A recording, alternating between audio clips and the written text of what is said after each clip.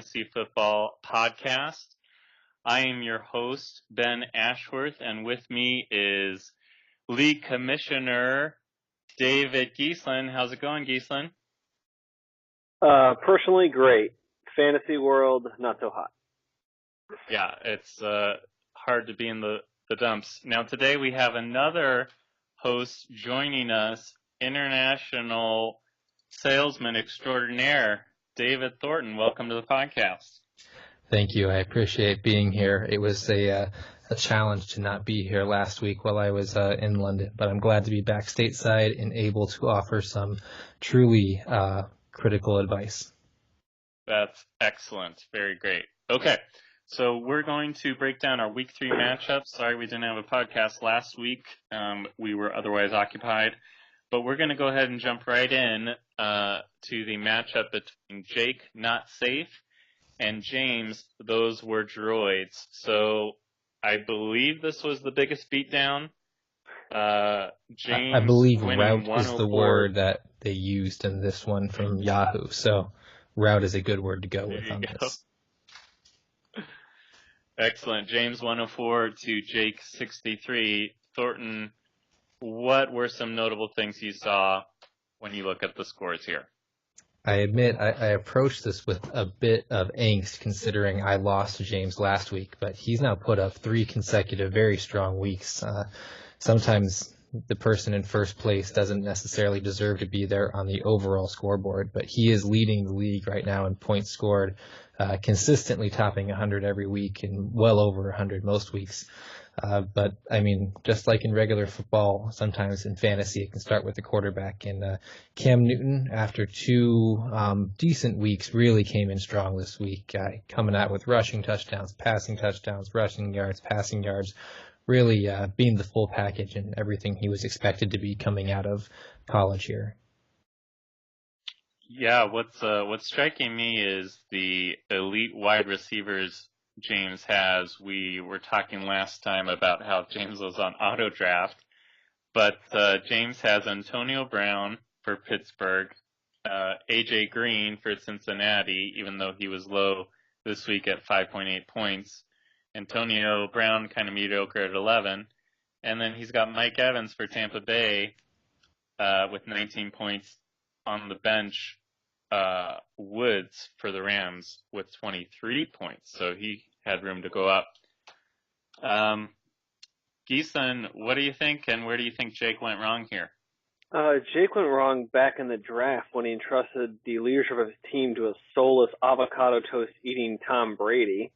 That was the biggest mistake. I'm sensing a little Jets bias here. He gets his just due. That's all I'm saying. So, no, I always delight in seeing Tom Brady not do great in fantasy because it's not super often that it happens. He's usually really consistent. But I'm also protecting my Jets' heart, knowing that the Patriots' slow start, not meant to be. They'll figure it out. I'm sure Jake will get a lot more points down the road from Brady, but it was a pretty dismal performance across the board for Jake. And looking at the roster, I'm still kind of surprised I'm not surprised he's 2-1, but it wasn't a shock this week because you look at his bench. You know, Fournette is out, Mixon is out, so top 2 running backs right there. Jimmy Graham has not been great production from a tight end spot, which is, we don't have tight ends in this league. Never mind. Almost like there was a sense of collusion about that. But so I don't think Jake should be too alarmed considering Fournette and Mixon should be back. Not next week, but eventually. But yeah, James's balance is, I'm envious of it. I'm envious of that receiving core. It's just super deep. Yeah. Well, and you look at the low scorers on his team. Keenan Allen, normally a fantasy stud. Right. Peyton Barber, a starting running back, but just in a game that they were behind so early that the game script really didn't have them running the ball very often. Chris Hogan and Tom Brady, normally a good stack, really not working out. Even the Denver defense kind of laying an egg there. So he did the best he could. But Denver bias. Denver defense is not that great. Well, Jake has, like you said, he's got a lot to look forward to. He's 2-1 still, so even if he's taking away that record, he's just got to pull a Minnesota and just kind of try to forget the weekend. So let's go ahead and move on to the next matchup. Let's do Callie with Rolling Blunder to Yoshi with the Flaming Nachos. Callie loses her 89 points to Yoshi's 93 points. Very slim margin. So let's go ahead and get some thoughts. Gesslin, what do you think when you look at this matchup? I think Drew Brees is fantastic. 40 points for Drew Brees. And that is underselling him. Yeah, and the fact that Callie lost with that performance is pretty surprising. Obviously, he's got Pat Mahomes on the other side with Yoshi is great. It's what's surprising with this Pat Mahomes situation. He almost scores too efficiently, where he doesn't rack up huge yards. He's just scoring so many touchdowns because they have these explosive plays. But so it's a great amount of points, but not quite as absurd, like up to 400. And Drew Brees even had rushing touchdowns. Like he's putting the spin move on guys and diving and making scores. So yeah, not only one, but 2 rushing touchdowns. And this coming from someone who averages about 1.7 yards per rush. So we're not talking about someone who really runs the ball effectively here, but multiple rushing touchdowns on this week. Drew Brees did once beat Andy Roddick in an exhibition tennis match, so underrated athlete. Really? What really strikes me here, you're looking at a crazy week for Callie where she does have Drew Brees put up 40 points, so almost half of her points from one player. Her second highest scorer, her kicker for New Orleans, Lutz, who puts up 15. About the only other person scoring in double digits. The rest of them you have Odell at 10, and then her defense coming in fourth at 8 points, and then it's a smatterings of 4s and 2s, 3s, 1s. Really just a complete collapse across the board with the rest of her team, which some of that I think is... desperately needs Dalvin Cook to come back. She does. Because her running back, Minnesota running back. There you go. I'd say expect Amari Cooper to come and perform, but I've been expecting Amari Cooper to do something for the last couple of years, and he's incredibly underwhelming. So he had like a decent week last time, but... and Deshaun Jackson came back there. Remind me of Amari Cooper.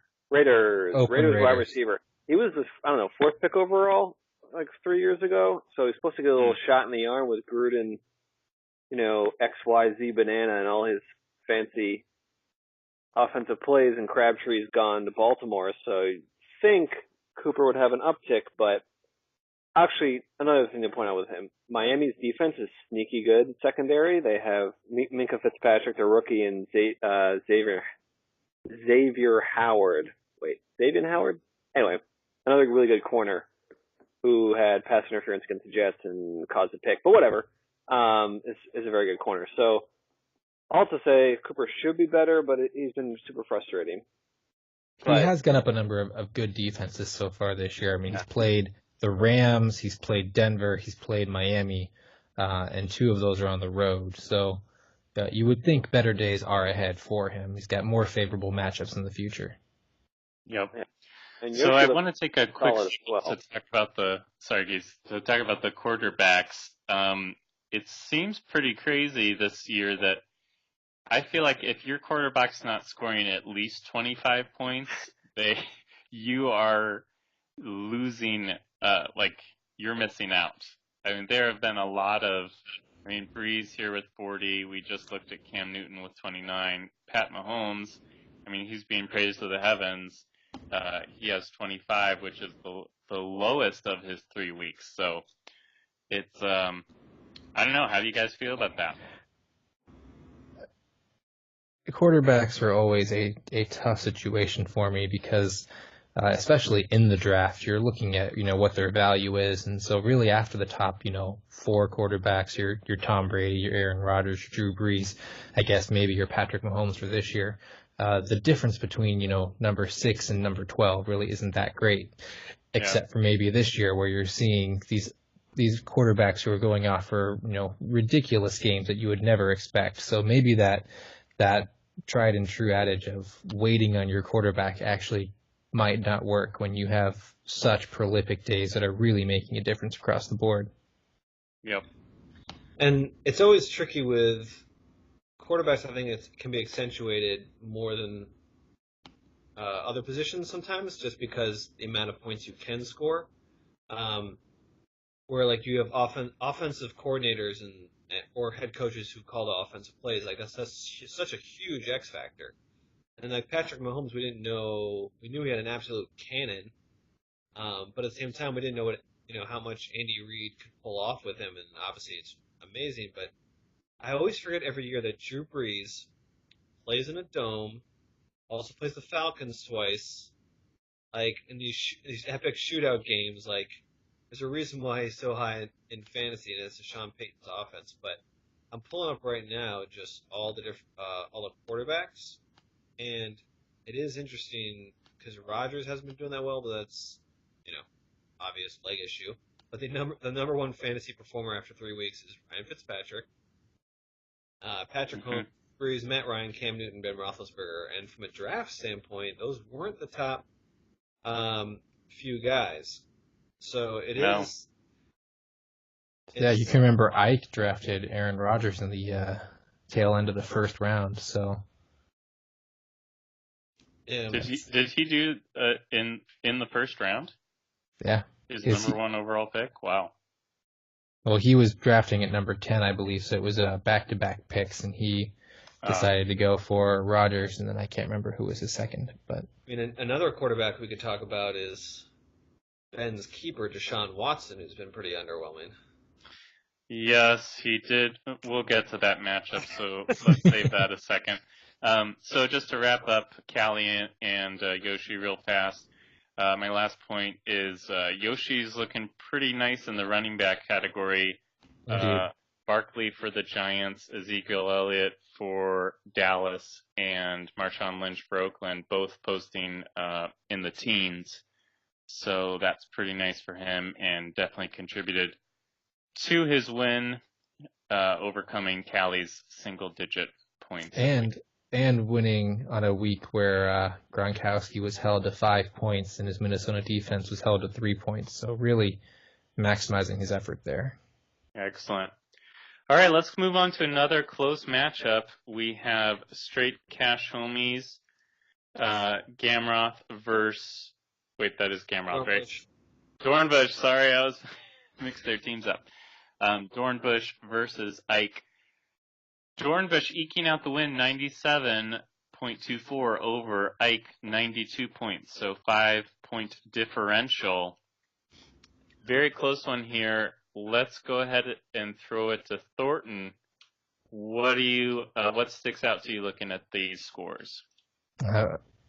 What I think is really incredible is that Phillip Rivers was projected at 17.05 points and scored 17.04 points. So maybe the first time in the history of Yahoo, you actually have a player hitting exactly what they're expected to perform. That's pretty incredible. It was really a tale of boom or bust for Dornbush this week. You've got Devontae Adams, Carlos Hyde, Kelsey, Matt Prater, the kicker coming in strong, and then you have Stephon Diggs not doing anything, Kenyon Drake not doing anything. But thankfully for him, his booms outweighed his busts, and he came away with the W on this one. Very nice. Congrats to Dornbush. Geese, what do you think? He also... looking towards the future, eking out the win, but he also has Andrew Luck on his bench and Mark Ingram, two guys that should only be getting better as the season goes on. He's also got Alshon Jeffrey, so he's got a few guys I feel like we're trending in the right direction.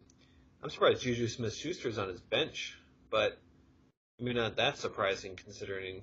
I think I might need a trade for a receiver with him. He's got DeAndre Hopkins, Devontae Adams, Stephon Diggs, Alshon Jeffrey, Juju Smith-Schuster. He's got 6 starting wide receivers.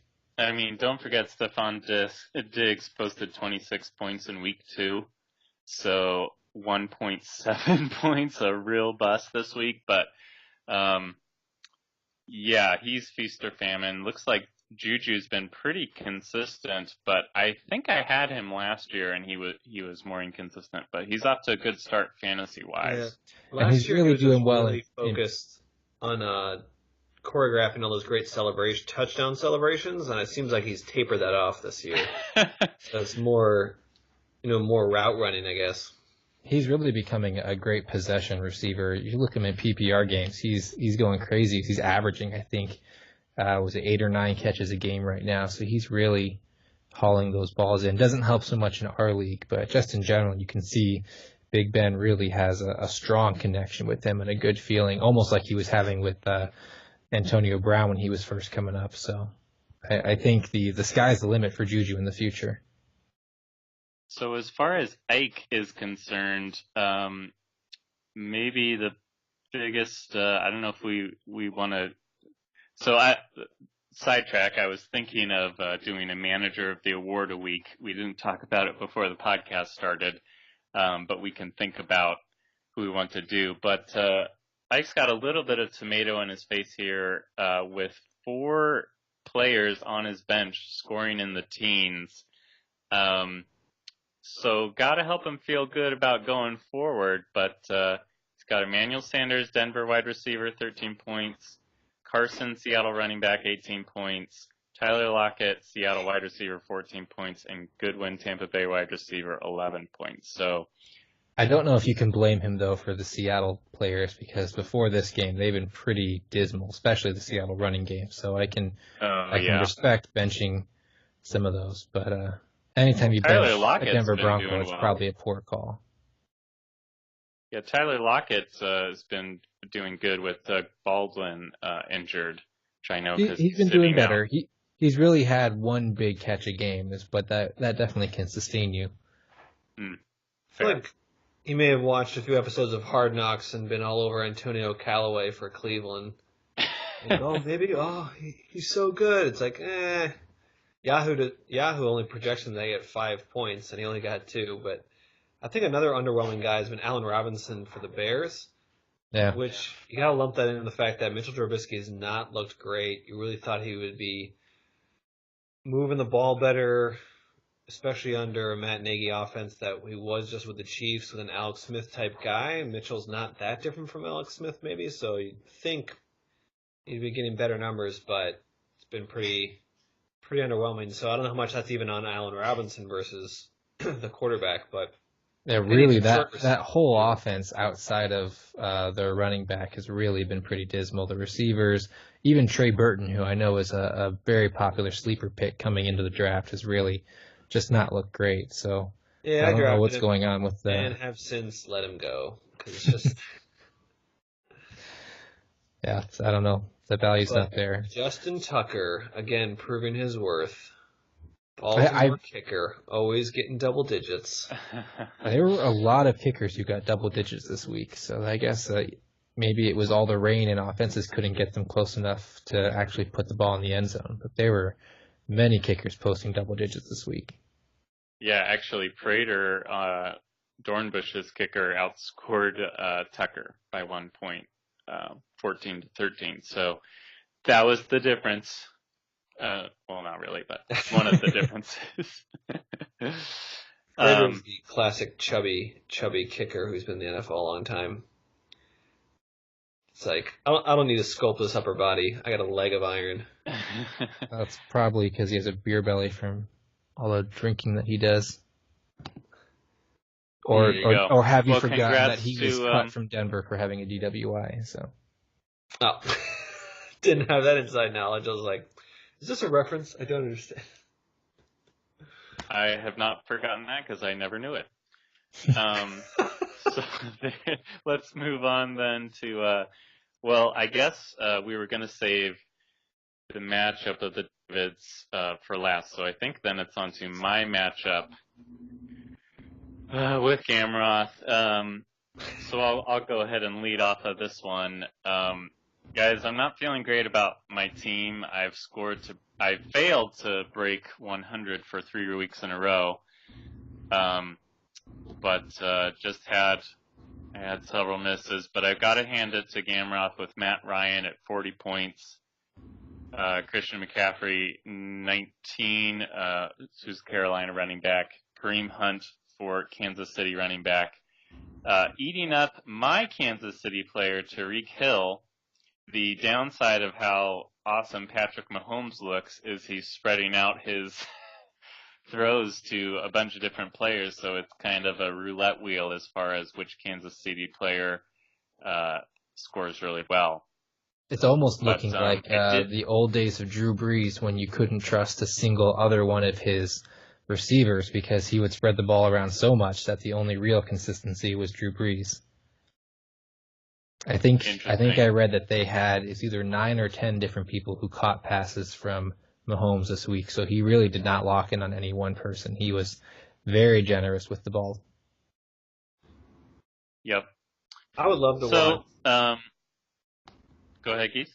I just love to get the All-22 film is like the one from behind the quarterback that the coaches use because it helps you see what the quarterback sees. I would love to see if Pat Mahomes is always throwing to his first read or like how much he's working through his progression. No, he has. I've watched a little bit of his, I shouldn't call it his film, but I've watched some highlights and some breakdowns of his, and he has made multiple progressions. I think what's really helpful for him is on almost every play, he has a one-on-one matchup or he has someone who's already broken open. So, not that he doesn't have talent, but from a film perspective, it hasn't even been difficult on him because they schemed so well that somebody's either open or you have a speedster in Tyreek Hill or a giant in Travis Kelce who's got, a plus matchup that you can throw to.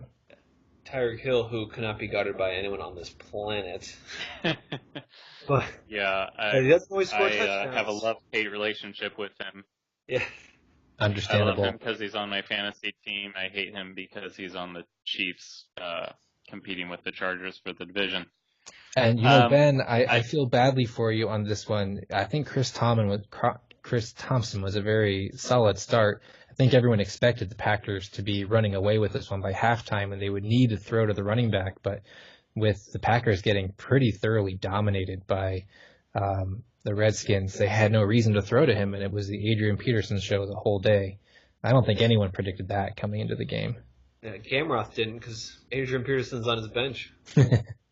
Correct. Yeah, Chris Thompson for me only scored 1.7 points. Adrian Peterson, I think, is trolling Gamroth because I remember discussing in week 1 he was left on the bench. He scored 20.6. Week 2, I don't know if he started him or not. I thought he might have, but he only scored 5. And then week 3, he leaves him on the bench, 24. So I don't know if someone can validate week 2 for Gamroth. But while you do that, I just want to highlight some free agency pickups I did since you guys have the inside scoop here. I was riding the Fitzmagic train. Ryan Fitzmagic is in the air, but he did come down to earth by a bit. Didn't quite score in his 40-point range, 30 to 40, and went to 20.14, but narrowly beating my other option, Deshaun Watson, at 20.0. So I guess I'll mark that as a win. I don't know. But my other happy thing I did was pick up the Chicago defense, dropping the abysmal Chargers defense from a fantasy perspective at least, picking up 15 points for me. Chicago defense, thank you, the Bears. So, there you go. The fighting Khalil Max. Yes. That guy looks so good in a uniform. He's just made differently than the rest of us. Khalil Mack. He's just thicker than I don't know. His pound for pound strength is absurd. He just can move people the way other people can't move people. Well, on a similar note, but a different player, if you look at Von Miller, I've always felt like he looks oddly shaped. Like his head looks like it's kind of squeezed in a little bit, and he looks very slender, I would say, for a linebacker. Aerodynamic. He looks slender for someone who's, over 250 pounds, which I don't know how that's really possible. but I think that also shows up on his tape as he's able to bend so far and have that really quick burst and keep his speed up. But yes, I think all of these elite pass rushers show that, they have a gift from God that we have none of. So any final thoughts? I've taken up a lot of the time talking here, but congrats. Silver lining, you didn't get crushed. If Matt Ryan didn't have 40-plus points, you would have been right in it and potentially have won it. But I also love that Dan Bailey, his kicker who he just picked up, 0 points. Because Minnesota... 0 points. Yeah, the one touchdown they scored, he missed the extra point. Wow. That is impressive. Yeah. But, I don't know, maybe it's a situation where as Fitzmagic fades, Deshaun Watson picks it up. Right. In direct graft, but... I agree. And the rumor that I heard today is that Fitzpatrick will be likely starting this weekend, and then they go into their bye, and that it would likely be the other quarterback after the bye. So you have one more week of Fitzmagic if you so choose. Yeah. He is playing the Bears, so I probably will go ahead and go with Watson.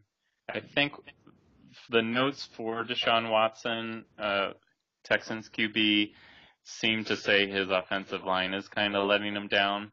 That is for sure. Roughed. He might, and honestly, he is coming out like a knee injury. It might not be as physical so much as psychological. Like, do I trust to do that extra half second with, when someone's coming in to, shoot that ball off and fit into that window? It could be that factor too. Oh, and part of his real potential in scoring from the previous year was that he had the ability to rush, which we really haven't seen much of this year. And when the quarterback has that extra ability to rush, you have to keep one more defender on him, which means one less defender back in the secondary. So until he can prove that he can, not go crazy and go Cam Newton, but at least be consistently getting 6 or 7 rushes, for 40 yards or more, he's going to keep seeing one more defender in the backfield. And just from a stat standpoint, rushing yards are always, worth more than throwing. They are. All right. Well, thanks, gentlemen. That's me versus Gamroth. Congrats to Gamroth. He moves up to 2-1. Let's wrap it up with our final matchup. Mr. Gesslin versus Mrs. Thornton. Sorry, Mr. Thornton. I don't know why that came from. I don't know what the Freudian implications are here. Freudian, Mr. Thornton. I'm going to pull an Idra and rage quit. Yeah, that's 112 points, beating Gesslin, 101 points. Go ahead and take it away, guys. Well, in another situation where my bench players wouldn't have drastically outperformed it, so it's another situation where I don't think you could say I was the worst manager from a week-to-week standpoint in the league. Because, it's not like I could have swapped out better guys, for the most part. But, I don't know. I didn't feel as, I feel like overall, the fact that I got over 100 points, it's a moral victory. But, still lost, of course. But Thornton had just running backs coming out the wazoo scoring points everywhere. Kamara, Gordon, Crowell performed well. Burita got hurt, but even still got double digits. Thankfully, he came back in the game. I was a little concerned when he left with almost no points, but he came back in and earned some chunk yardage. I have to say, and this is going to sound self-congratulatory, but I've actually scored less in this game than I've been averaging in my first 2. This is the first time I've actually gotten a win. I'm only trailing James Wagner slightly in terms of overall points, so it feels good to finally be rewarded for all my hard work. With Garoppolo finally putting it together for a great game right before he tears his ACL. Yeah. And of course my backup quarterback is on a bye next week, so it's going to be a fun waiver wire week for me. But really, Michael Thomas, Alvin Kamara have just been so good every week. Even when one doesn't get the touchdown, they just keep getting targets, they keep getting yards. Melvin Gordon, his floor has been so high. Those guys have been kind of carrying my points every week. And I was telling Gesslin that I actually meant to take Crowell out of my lineup, and I had forgotten that he was playing on Thursday night. So that was a pretty fortuitous mistake on my part. Although my other option was going to be Will Fuller, which that's only about a point difference, so it wouldn't have made a difference in the end. But no, they were pretty solid. They made up for my special teams, which really contributed nothing in this game. Yeah, you guys both had the unfortunate matchup draw, like you said, Thor. You are only sitting 1-2, but you are the second highest in terms of points scored. And Gesslin, backing up your moral victory argument, your 101 points was actually the fourth highest among managers this week. So lots of other matchups you would have gotten a W. Unfortunately, you fall to 0-3. Hey, still plenty of time. If I check, anyway, let's pull up the schedule here. Yeah. 1, 2, 3, 4, 5, We have 6, 14 weeks. 11 weeks to go for playoffs. Yep. You could finish Plenty 11-3. of time. Just gotta be top 6. There you go. Not too hard in a 10-person league. I think Dormush was won as a 6 seed like 3 years ago. Oh, nice. Yeah, all you have to do is get in. Just get into the dance. And have Todd Gurley. Yeah, or Le'Veon Bell. Oh, wait, I do. Yeah, maybe that hurts. The Jets. There's rumors that Jets are trying to pull them on over, but not going to hold my breath on that one. Well, they certainly have the cap room to sign him, so. Yeah, so moral victory. This is Todd Gurley we're talking about? Le'Veon Bell. Le'Veon Bell.